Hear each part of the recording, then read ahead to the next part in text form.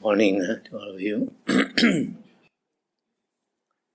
Hope you all didn't eat too much, otherwise it's difficult to sit. Okay, we're supposed to have a guided meditation this morning, and tomorrow I think there's a talk about meditation. So today just talk about the practical aspect so that you can meditate.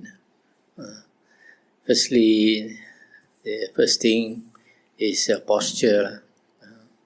Posture is very important. You have to sit with your spine straight. And to do that, it is easier if you sit a bit higher with a cushion behind you. Without a cushion also can. Some people can. And then there is the full lotus where you cross both your legs. There's the half lotus where you cross one leg. But this is more for people who are slim with long legs. Easier to cross. If you are not slim with long legs, then you can do the Burmese posture where your two legs are in front of you like that. And then for some people with fat legs, they have to sit on the stool. Geisha style. They sit on the stool, your two legs behind, underneath the bangku, the stool. Or if you have a big fat zafu that I have, you can sit on it, and then your two legs at the back, facing the back at the side. If you don't sit with your spine straight, because it's easy to relax. When you relax, then you tend to go forward, tend to bend. But if you do that for long, you might get a pain in your spine. That's why it's good to sit straight. The other thing is, don't sit on a cold floor, because you sit on a cold floor, especially if you are past 50 years old, then the cold gets into your spine. It's not good. The Buddha himself practiced anapanasati. Nowadays there are many types of meditation, and they claim those are the Buddha's methods.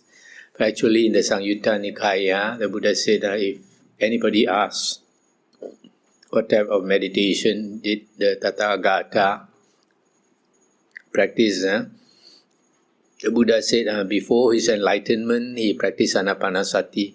And even after his enlightenment, he practiced anapanasati. And in the suttas, anapanasati is supposed to fulfill the 4 satipatthana. Provided you practice unremitting mindfulness. Unremitting mindfulness on one object. Intense mindfulness on one object. That is the meaning of satipatthana. So, nowadays, many monks, they follow the Visuddhimagga. But you must remember the Visuddhimagga was written 900 years after the Buddha's passing away. It's not very accurate. So in the Visuddhimagga, it is taught that you should concentrate on one point. Usually they say the tip of the nose, tip of the nose or your upper lip. But that is not the Buddha's instructions. The Buddha's instructions is to be mindful of your breath. And in the Sutta, Anapanasati Sutta, Buddha also said you have to be mindful of the body. So, many monks interpret the body to be the breath body. It is not only the breath body, it should be the whole body. Because if you are not aware of your whole body, and you keep on watching your breath, and then when your samadhi increases, then you become unaware of the body. When I started, when I practiced Anapanasati in the early years also, that's what happened. You're not aware of the body. So then I discovered in the suttas that the Buddha said, when you attain the first jhana, there are 5 jhana factors. Vitakka, vichara, piti, sukha, and ekagata. Vitakka and vichara is the 2 tools you use in meditation. Vitakka means thought directed. Vichara means thought sustained. That means thought directed means you direct it on your breath. You watch your breath. Breath go in, go out, go in, go out. After a while, it is natural for the mindfulness to run away. The Buddha said our attention is always pulled by the 6 sense objects. Sights, sounds, smells, taste, touch, and thoughts. So the Buddha also said this is Mara's playground. Mara is tempting us at these 6 sense doors. So we should not pay attention to the 6 sense objects, but pay attention to the 4 objects of sati or satipatthana, which is body, feelings, mind, and dhamma. The reason is that if you put your attention on these 4 things, it gives you wisdom. But if you put your attention on the 6 sense objects, it does not give you wisdom. Mindfulness is something that we all have all the time. You're watching TV also, you're mindful, isn't it? But when you watch TV, it doesn't give you wisdom. You watch football, it doesn't give you wisdom. So we have to remember to put our attention on these 4 objects. And the breath is one that we start with. So we should contemplate the breath as it comes in through your nostril, and you follow it down to your abdomen. And you should be aware of your whole body and of the breath going from your nostril down to your abdomen and up again and out. You keep on watching like this. So vitakka is putting your attention on your breath. After a while, if the mind runs away, you got to pull it back. That is using vitakka, my thought directed. Direct your thought again to your breath. And sustain it on your breath. Keep it on your breath. That is vichara. Thought sustain. So if you have the good karma, good karma means you are a happy person. The Buddha said the condition for your mind to calm down is you have to be a happy person. Not filled with remorse. Some people have done a lot of wrong things, so they have a lot of remorse. The mind is always disturbed. So that kind of person find it very difficult to meditate. So if you have been keeping good karma, then you'll be a happy person. Then the mind settles down more easily. So if you can follow your breath all the way from the nostril down to your abdomen and out, slowly you can follow it longer and longer. So when you're able to follow it longer, the mind slowly becomes one-pointed. Ekagata. It settles down on one object instead of being distracted to the 6 sense doors. So when it's able to settle on one object, at the same time, 2 other factors arise, piti and sukha. Sukha, you can say, is bliss. Bliss wells up from within you. And because of that, you are delighted at the same time. But for a newcomer, for a beginner, when you get this experience, you are so delighted that you fall off the chair, fall out of samadhi. Then you regret, So you must play it cool, as the Westerners say. So just keep your attention on your breathing and don't allow it to run away. If it runs away, you bring it back. So if you are able to sustain your attention on the breath longer and longer, your samadhi increases in strength. Your mind increases in strength. But usually, for a beginner, your mind does not have muscle, does not have the strength. So even if you attain one-pointedness of mind, it's only for a short moment. You fall out of it easily. It's just like somebody carrying weights. You're not used to carrying a heavy weight. You carry a heavy weight. You're able to push it up just for a short moment and quickly you have to release it. So in the same way, if you attain even the first jhana, it's very easy to fall out of it. But then the Buddha said, even if you can attain the first jhana for a short time, as short as a finger snap, the Buddha said, you are talking to monks, then you are really a monk, and you eat your alms food deservingly, and you listen to the Buddha's, the teacher's instructions.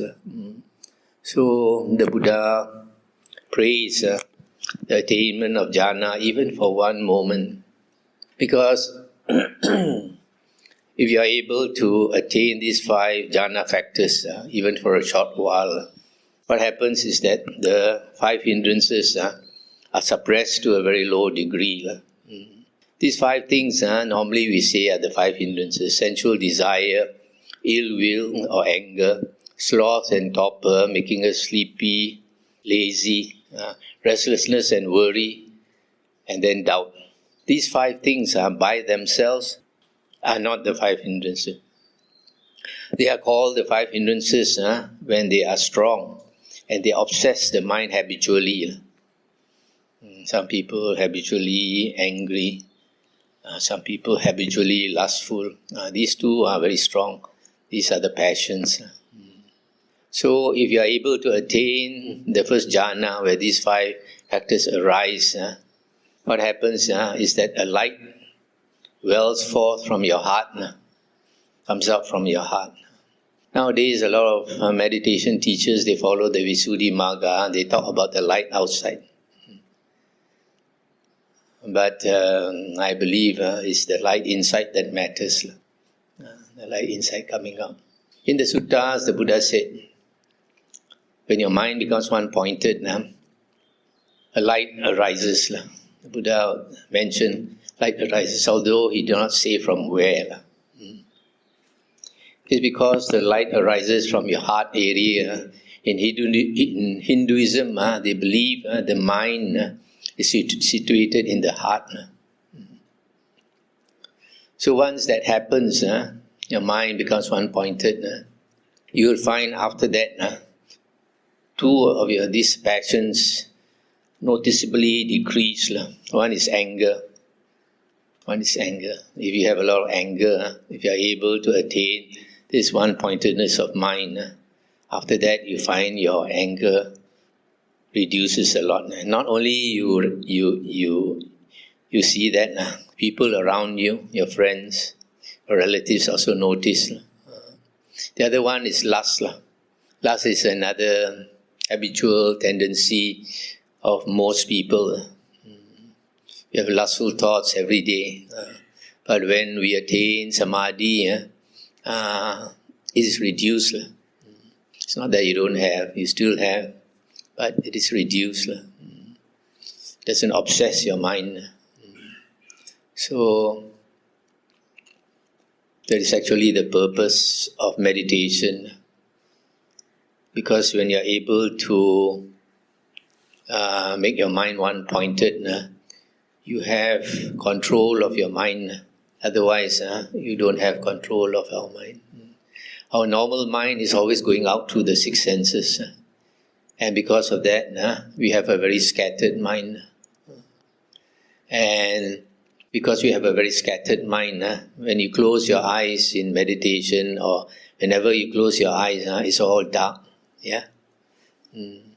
But for the Arahant, when they close their eyes, it's still bright as day. Even at night or so, when they close their eyes, it's all bright. So So we watch the breath from the nostril, going into the nostril, down to our abdomen, and up again.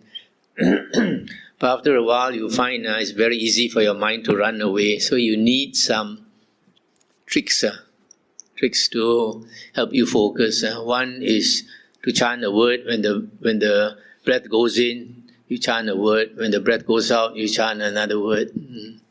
In Thailand, they like to say Buddho. When the breath goes in, you chant Bud. And when the breath goes out, Do. Buddho is basically Buddha. But you can also chant Lohan. Chinese, the Arahant is Alohan or Lohan. The breath goes in, you say Lo. When the breath goes out, you say Han. So you do this. But sometimes, after a while, the mind still runs away. So, especially when you sit for a bit longer, the breath becomes finer and finer. When the breath becomes finer and finer, you find it harder to notice.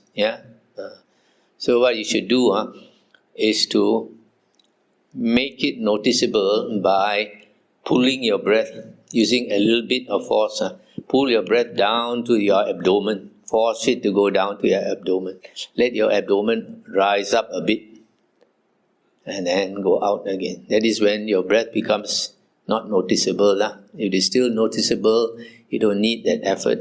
But when it becomes not so clear, then you make the effort to force it down to your abdomen and out again.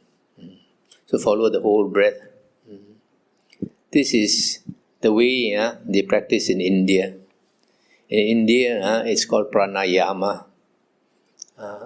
So Buddha can be considered to be a Hindu saint. A lot of people don't like to say Buddhism is part of Hinduism. Hinduism is not one religion. Hinduism is all the religions in the Indus Valley, Hindu Valley, all the religions. So the Buddha was one of those Indian yogis. If he did not teach, if did not set the Dhamma wheel rolling, he'll just be considered as another Indian Hindu ascetic. So in India, this Pranayama is forcing the breath, using a bit of force to make the breath noticeable, to let go all the way down to your abdomen and up again. This one not only has the advantage of making the breath noticeable, it has an added advantage of making you calm down. Have you noticed a baby sleeping? When a baby is sleeping in deep sleep, the abdomen goes up and down, very relaxed, goes up and down. So when our breath goes down to the abdomen, right to the very bottom, we breathe from there, we feel relaxed, much more relaxed than normal.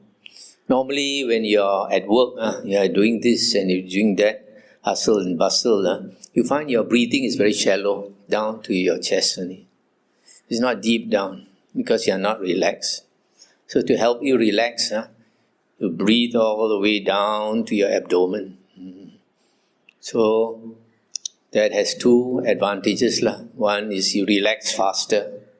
Secondly, the breath becomes more noticeable. Any questions?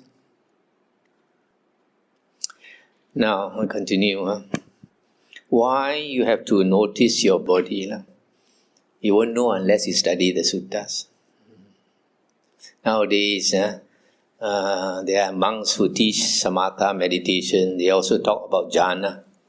But the jhana states that they get is the samadhi states that they get. We don't deny it is samadhi, but it is different from the Buddha's jhana.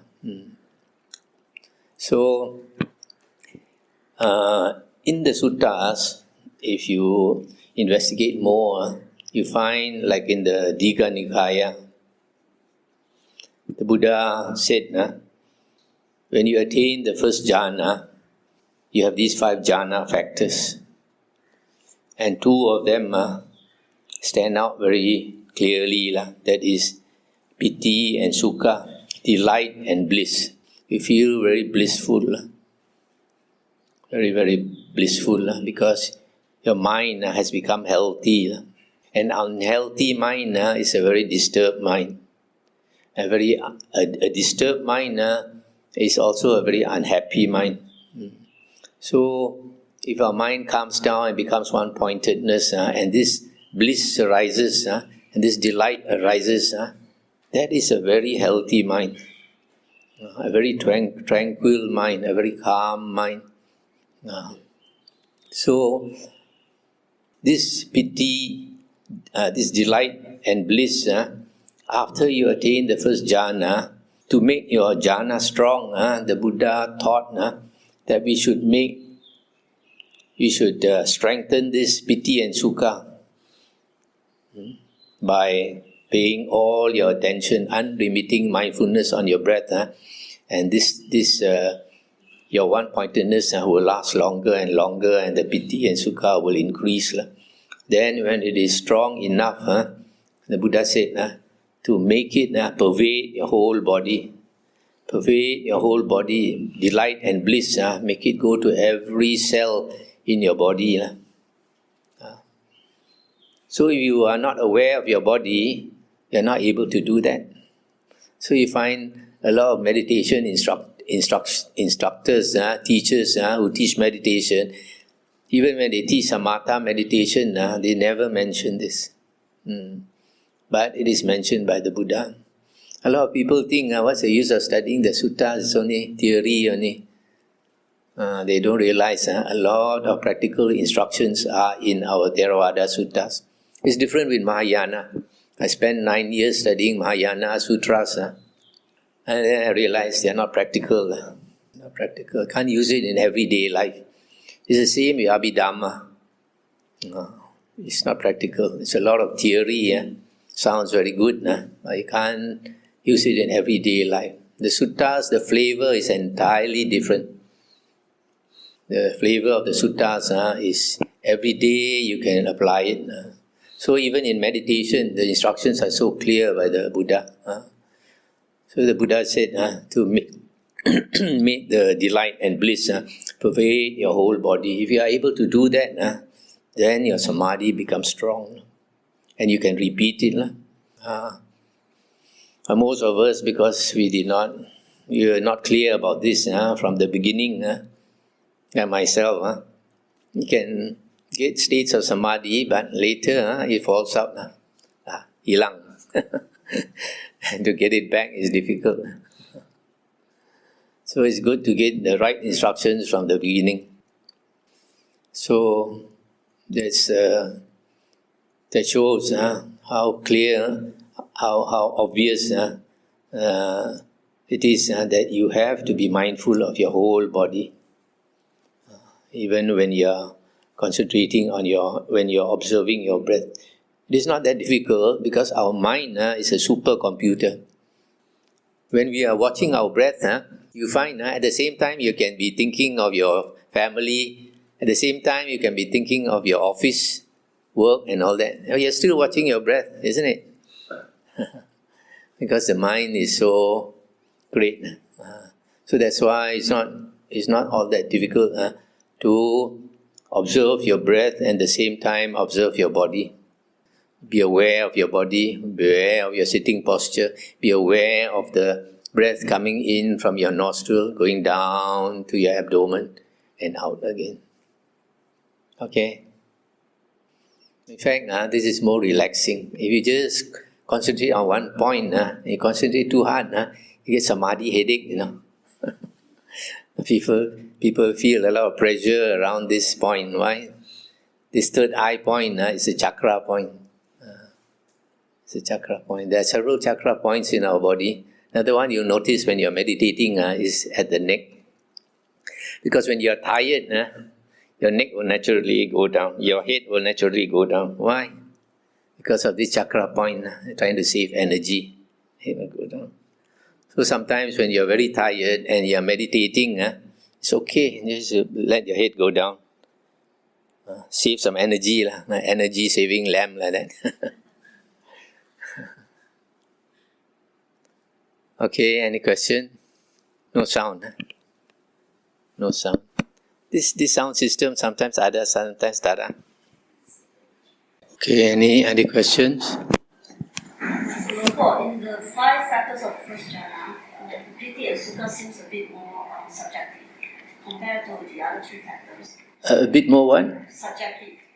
Subjective, yeah. And because of that, I've heard by many different descriptions, like monks might explain what piti and sukha is. So one of them is that they say that when you meditate and your body is full of energy, and they describe that as a kind of piti and sukha. In the later books, they talk about piti and sukha, quite different from the sutta. They say it can be so strong, it can be overpowering, that's why they call it rapture. And then sometimes they even say that it's even more powerful than orgasm and all that. But this is not in the suttas.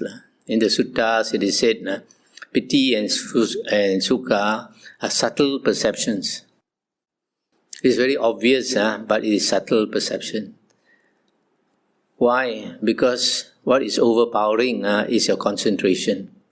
Because your concentration is strong, these feelings, perceptions that arise cannot overpower your concentration, your samadhi. That's why they are subtle. They are very obvious but subtle, very subtle perceptions. And in the second jhana, you can notice even more the strength of samadhi, because in the second jhana, when a person enters the second jhana, the concentration is much higher than the first jhana. And even though that person is fully aware of mind states, of feelings, perceptions and all that, yet thoughts cannot arise. That's why it's said to be the state of the Aryan silence. You are fully aware, but you cannot think. That is in the second jhana.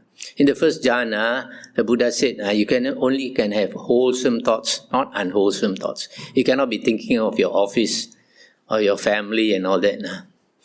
The kind of wholesome thought you might have is that, now I reached this wonderful state. I must remember how to trace my steps so that I can repeat it. Only that type of only concern with your meditation. So that means so when we meditate and the body is full of energy, that's really not piti and sukha. No. That is why for my meditation practice, I actually use the vichara and vimana more as a measurement. Mm-hmm. Because I felt like that is more it's more objective.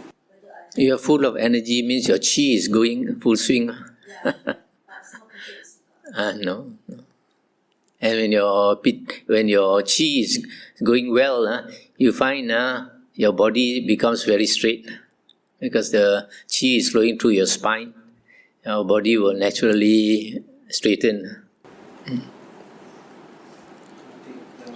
think the one you mentioned about energy is related to virya, one of the 7 factors of jhana. No, that is different. The virya is making energetic effort to practice.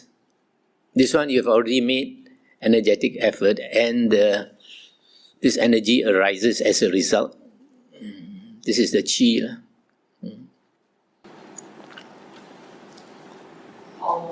What's the minimum time required for daily meditation to achieve the objective of meditation? What is the time required? Each person is different. There are some people, they can spend their whole life, they will never be able to get. There are some people, because of past life, they sit down very fast, their mind comes down. A lot to do with your past life.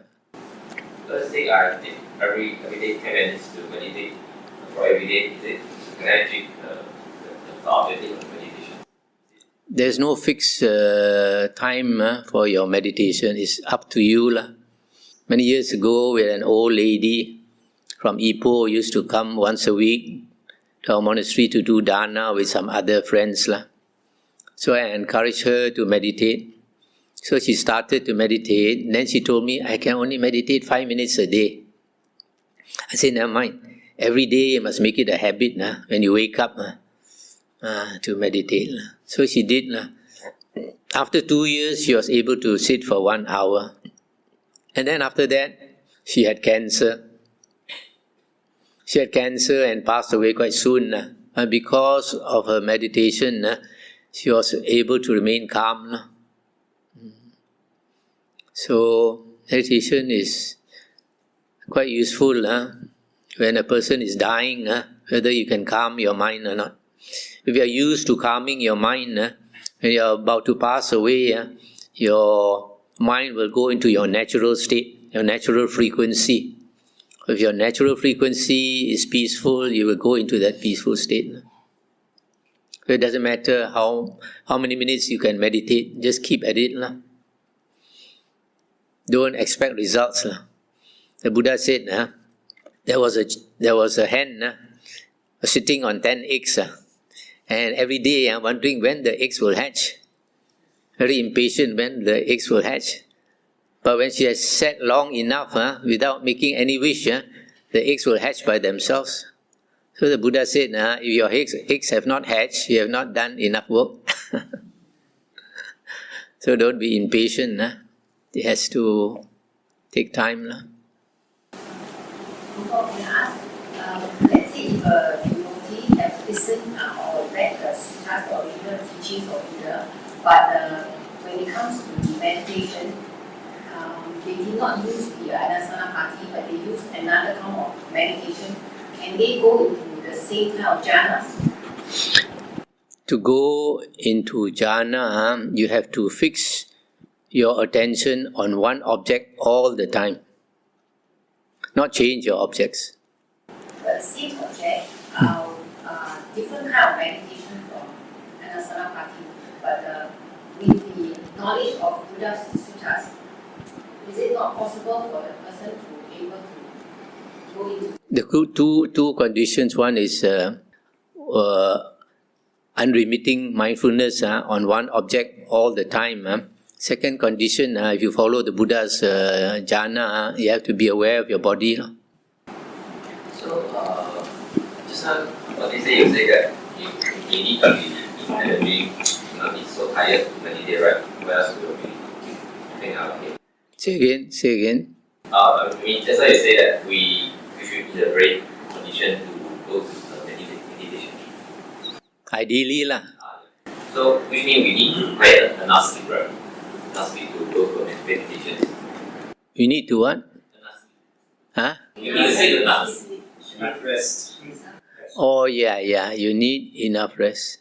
Enough rest. So, the rest is that, can I say is the type of hindrances, the slope, like sleepiness. Yes, the more you sleep, the stronger your hindrance.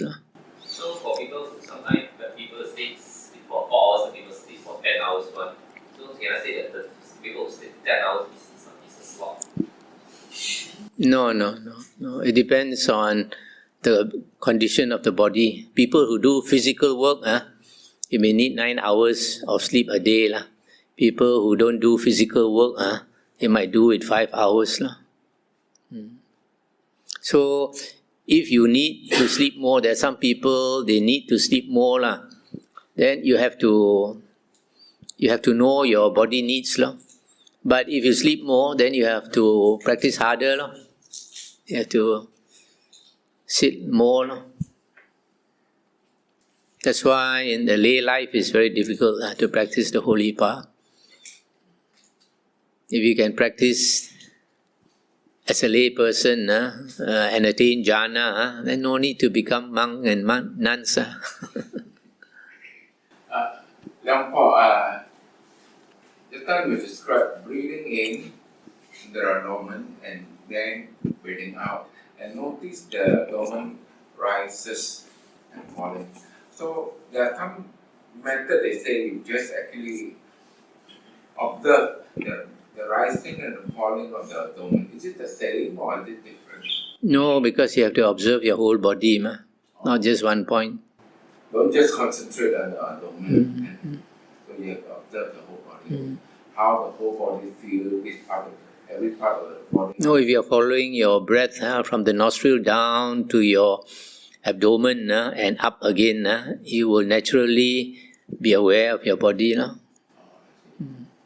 other question I have Luangpor is that in walking meditation, one part is the teacher walking slowly left and right.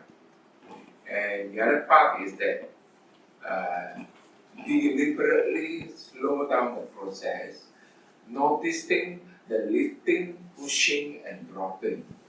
And they believe that by doing that, after that, you do the sitting meditation, okay, you can get into the meditation mode easier and deeper. That technique, Buddha technique, and is it right to do that? This walking meditation, we use it when we can't sit so well. For example, after your meal, immediately after your meal, you try to sit, you find not so conducive. So people do walking meditation. Now, walking meditation, there are many types. Some people are aware of their feet movement. But at the Buddha's time, if they meditate on the breath, they watch the breath all the time. Whether they are sitting, or they are standing, or they are walking, or they are lying down, all the time on the breath. So if you walk and you observe your breath, to make yourself able to watch your breath when you are walking, it's good to coordinate your breathing with your step. When you breathe in, when you are breathing in, say you move your left foot. When you are breathing out, move your right foot. Breathing in, move your left foot. Breathing out, move your right foot. So in that case, it's easier to watch your breath when you are walking. That is the Buddha's method. Not the lifting, pushing forward, putting down, feel the pressure, feel the temperature, all this.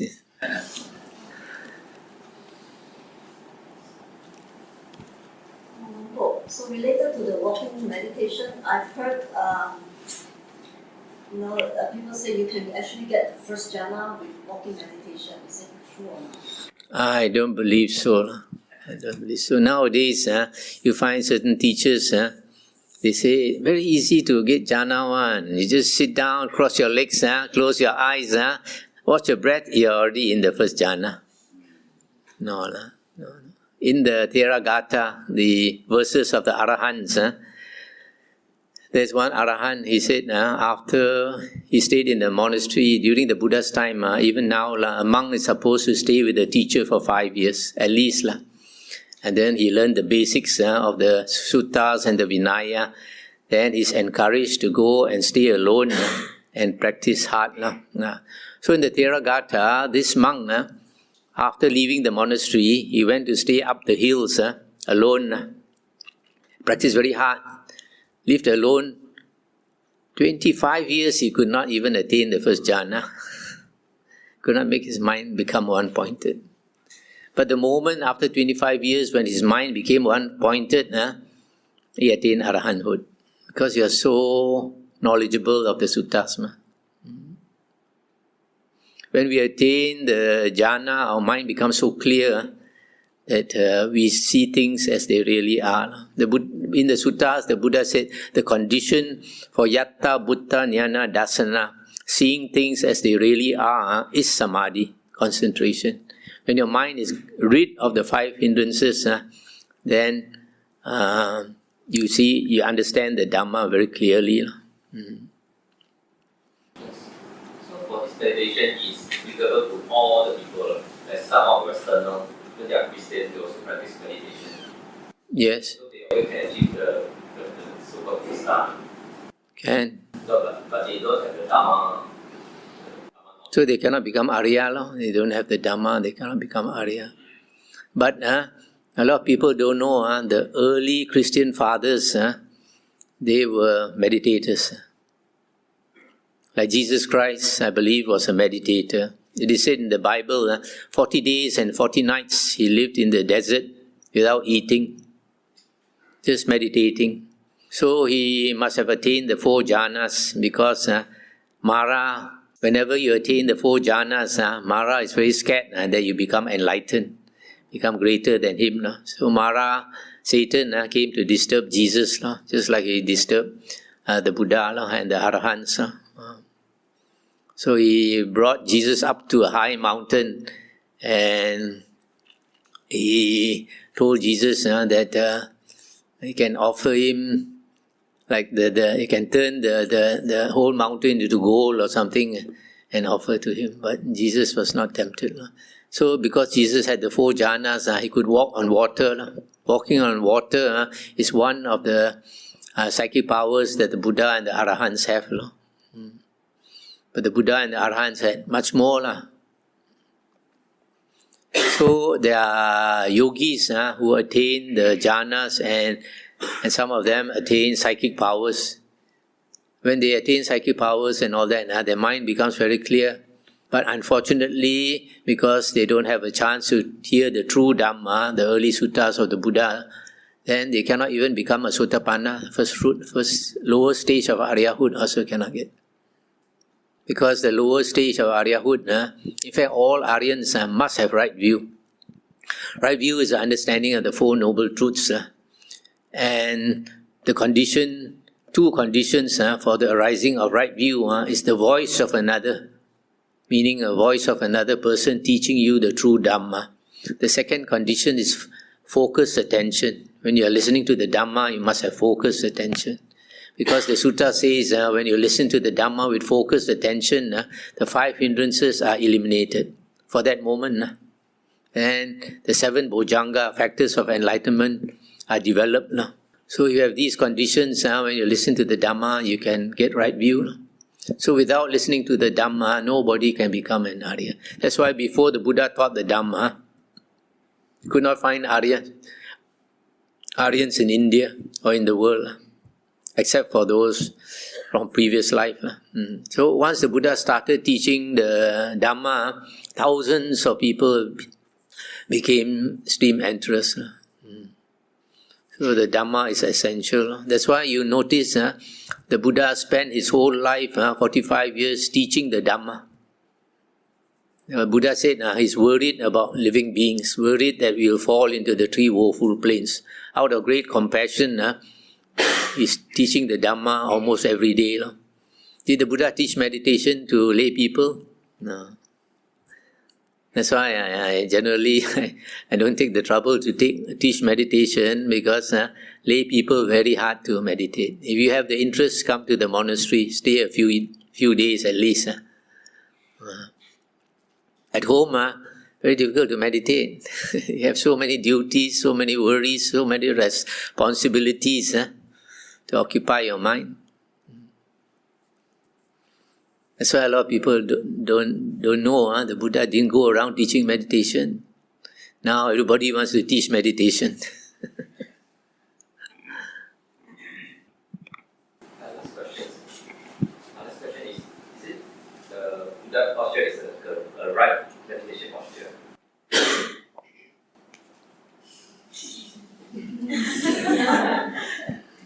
It's the half lotus. It's not important whether you sit in full lotus or half lotus. But it's mentioned in the suttas, when the Buddha is in the forest and he decides on a place to sit, he'll find some grass, some grass, put on the ground and sit on the grass, so it's not so cold.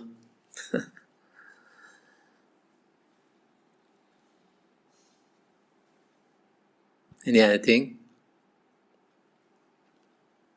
So when you are meditating, be aware of your body, whether you are sitting straight, whether you are sitting straight or not. If you are not aware of your body, some people they sit, the head go one side, also they don't know. They think they are sitting very straight.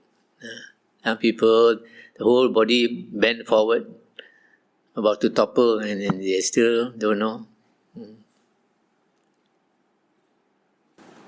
Luangpor, very fine detail. When we say breathing in to the abdomen, we imagine the breath going straight and come out straight, or go in to the back and come out to the front, or going to the front part of the abdomen and come up. Don't use your imagination. Let it be natural. Just know the breath goes in and goes out. Make it, make it simple. Don't start imagining this and imagining that. Don't split hairs. A lot of people like to split hairs. Hey, is it okay for me to use the wall to sustain the spine? Use what? Wall against the wall to sustain the spine. Oh, in on the wall. Why you have a back pain? No, because maybe comfortable is. Not really good. How about when you're sitting on a chair? Do you lean on it? You must try to keep straight. Keep your back straight. Lean on the chair, you start dreaming. So better sit on the chair without a backrest. Any other thing? When you meditate, and after a while you feel tired, and you find you're not making progress, good to lie down for a while. When we lie down, it changes the blood in our head. So you find like the Hindu yogis, they go upside down. Why? To change the blood on the head. Then you feel refreshed after that. So if you're not able to do like the Hindu yogi, you can just put your 2 feet against the wall. Put your 2 feet against the wall. You only need to do like 1 minute, and after that you feel refreshed.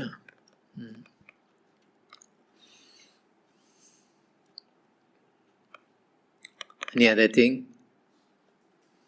Okay, I think we stop here. Then if I want to take a walk and then come back and sit, Okay,